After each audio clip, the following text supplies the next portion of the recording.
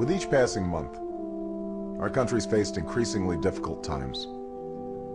But everywhere I go, despite the economic crisis and war and uncertainty about tomorrow, I still see optimism and hope and strength. We've seen over the last 8 years how decisions by a president can have a profound effect on the course of history and on American lives. But much that's wrong in our country goes back even farther than that.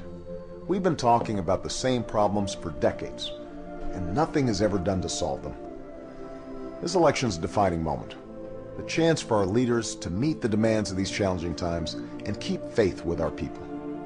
For the past 20 months, I've traveled the length of this country, and Michelle and I have met so many Americans who are looking for real and lasting change that makes a difference in their lives.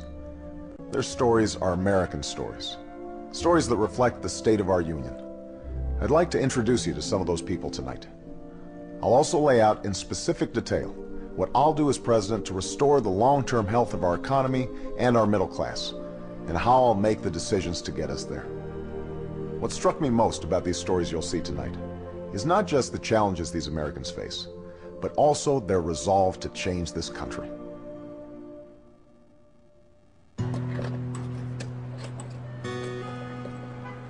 Rebecca Johnston is all about her family. Brian, me, Nathan, Marley, Ethan, Gabriella, Tallulah, and Jake. The thing I love about being a mom is just that how amazing it is that everything that you do shapes who they are. Okay. That's like molding putty in your hands. You just want to make sure you do the right thing every day. And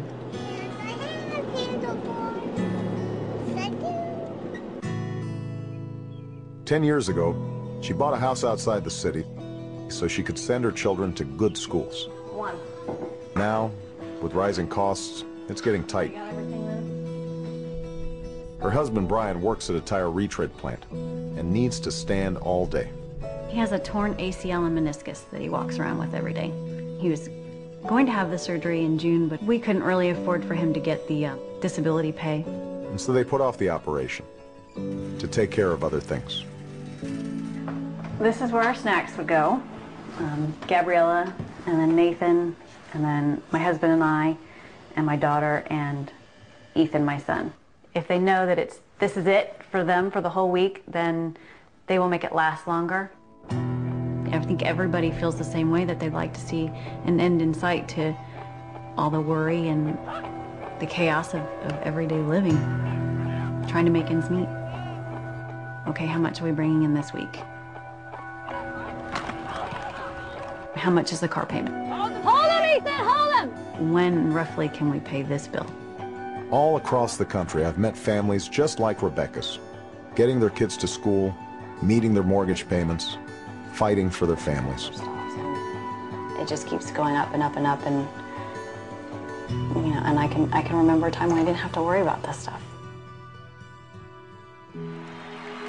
We measure the strength of our economy not by the number of billionaires we have or the profits of the Fortune 500, but by whether someone with a good idea can take a risk and start a new business, or whether the waitress who lives on tips can take a day off and look after a sick kid without losing her job. An economy that honors the dignity of work. Earlier this year, we already knew our country was in trouble. Home foreclosures, lost jobs, high gas prices. We were running a record deficit, and our national debt had never been higher. But then, a little over a month ago, the bottom fell out. What happened in the financial markets was the final verdict on 8 years of failed policies. And we're now going through the worst economic crisis since the Great Depression. A few weeks ago, we passed a financial rescue plan. It's a step in the right direction, and as president, I'll ensure that you, the taxpayers, are paid back first. But we also need a rescue plan for the middle class, starting with what we can do right now that will have an immediate effect. As president, here's what I'll do. Cut taxes for every working family making less than $200,000 a year. Give businesses a tax credit for every new employee that they hire right here in the U.S. over the next 2 years, and eliminate tax breaks for companies that ship jobs overseas. Help homeowners who are making a good faith effort to pay their mortgages by freezing foreclosures for 90 days. And just like after 9/11, we'll provide low-cost loans to help small businesses pay their workers and keep their doors open.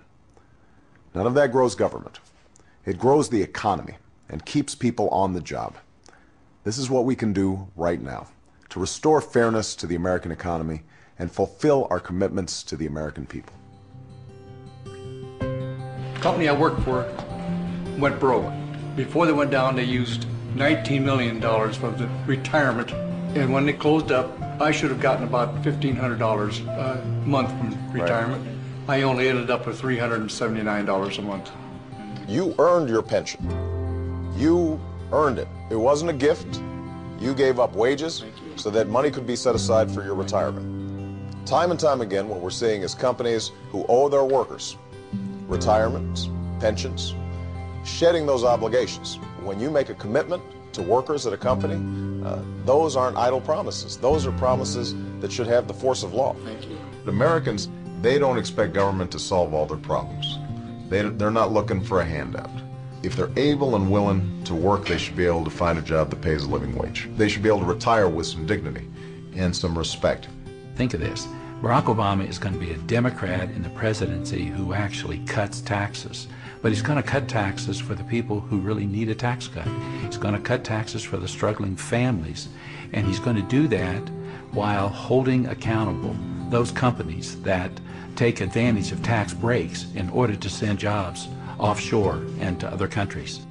I don't know if it's that common sense Midwestern way of getting things done, but Barack Obama has Kansas roots, and he really has a plan to put us back on track and help us move forward. The challenges before us now are big. What we need are big solutions and big thinking. And Barack Obama is a problem solver who thinks big. It's a once-in-a-generation kind of leadership, and that's what Barack is offering us.